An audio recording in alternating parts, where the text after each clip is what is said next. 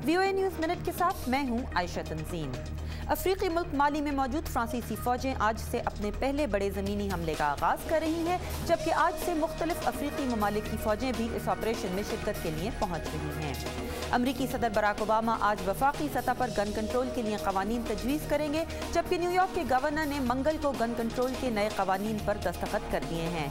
New town school की shooting के बाद अमरीका में गन कंट्रोल पर बहस शिद्दत इख्तियार कर गई है। जापान की 2 बड़ी फ़िज़ाई कंपनियों ने अपने तमाम बोइंग 787 ड्रीम लाइनर हवाई जहाज़ों की परवाज़ रोक दी है। गुज़िश्ता चंद हफ्तों में ड्रीम लाइनर जहाज़ों को मुख्तलिफ मसाइल का सामना रहा है, जिनमें फ्यूल टैंक की लीकेज और ब्रेक के मसाइल शामिल हैं। और फेसबुक ने आज से एक नया सर्च इंजन मुतारिफ कराया है। ग्राफ सर्च नामी इस इंजन के जरिए लोग सोशल मीडिया पर शेयर की गई मालूमात को सर्च कर सकेंगे। आप देख रहे थे VOA न्यूज़ मिनट। मज़ीद खबरों के लिए देखिए हमारी वेबसाइट urduvoa.com।